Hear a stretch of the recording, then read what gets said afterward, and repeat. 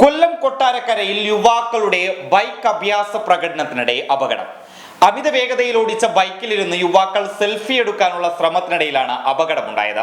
Selfie എടുക്കാനുള്ള ശ്രമത്തിനിടെ bike നിയന്ത്രണം വിട്ട എതിർദിശയിൽ വരുന്ന വാഹനത്തിൽ ഇടിക്കുകയും ആ വാഹനത്തിൽ യാത്ര ചെയ്തിരുന്ന യുവാവിന് ഗുരുതരമായി പരിക്കേൽക്കുകയും ചെയ്തിട്ടുണ്ട്. അതേസമയം നമ്പർ പ്ലേറ്റുകൾ പോലുമില്ലാത്ത 4 ബൈക്കുകളിലാണ് അപകടത്തിന് കാരണക്കാരായ യുവാക്കൾ എത്തിയത്.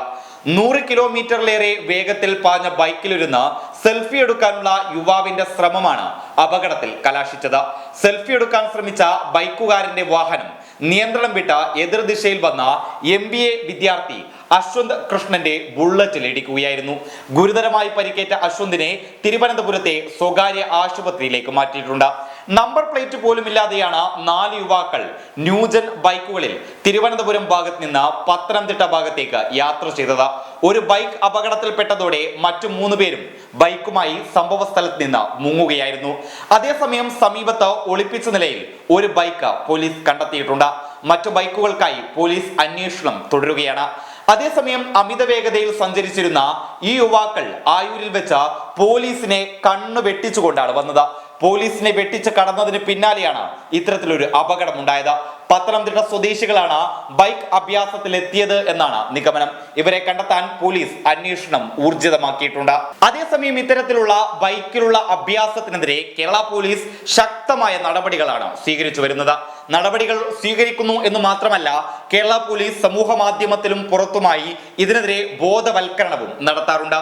കേരള പോലീസ് മാത്രമല്ല, പൊതുസമൂഹവും ഇത്തരത്തിലുള്ള ബൈക്കിലുള്ള അഭ്യാസ പ്രകടനത്തിന് വിയോജിപ്പ് അറിയിക്കുന്നുണ്ട് എങ്കിൽ പോലും അവർ പറയുന്നത് നിങ്ങൾ ഒരിക്കലും ബൈക്കിലൂടെ അഭ്യാസ പ്രകടനം നടത്തരുത് എന്നല്ല, മറിച്ച് നിങ്ങൾ സുരക്ഷിതമായ ഒരു സ്ഥലത്ത് നിങ്ങൾ അധികാരികളുടെ അനുവാദത്തോടു കൂടി ആളുകളില്ലാത്ത മൈതാനങ്ങളിലോ മറ്റു സ്ഥലങ്ങളിലോ എല്ലാ സുരക്ഷാ സംവിധാനങ്ങളും ഒരുക്കിക്കൊണ്ട് നിങ്ങൾ ബൈക്ക് അഭ്യാസ പ്രകടനം നടത്തിക്കോളൂ എന്നുള്ളതാണ് പൊതുസമൂഹം ഒറ്റക്കെട്ടായി ഇവരോട് പറയുന്നത്. ഇത്തരത്തിൽ ചില ആളുകൾ പൊതു റോഡുകളിലൂടെ ബൈക്കിലൂടെ അഭ്യാസ പ്രകടനം നടത്തുമ്പോൾ ആ റോഡിനെ ആശ്രയിക്കുന്ന പലർക്കും അപകടം സംഭവിച്ചേക്കാം. കാരണം അത്തരത്തിലുള്ള സംഭവങ്ങൾ കേരളത്തിൽ ഉണ്ടായിട്ടുമുണ്ട്. ബൈക്കിൽ ഇത്തരത്തിലുള്ള റേസിംഗ് നടത്തുന്നവർ അപകടത്തിൽ പെടുന്നത് പോലെ ഇവരുടെ റേസിംഗ് മൂലം ബൈക്കുകൾ മറ്റു വാഹനങ്ങളിലേക്ക് ഇടിക്കുകയും മറ്റു വാഹനങ്ങളിൽ സഞ്ചരിക്കുന്ന സാധാരണക്കാരായ ആളുകൾ ഇത്തരത്തിലുള്ള അപകടത്തിൽ പെടാറുണ്ട് എന്നുള്ളതും കേരളത്തിൽ സമീപകാലത്തായി തന്നെ നടന്ന സംഭവങ്ങളാണ്. ഏതായാലും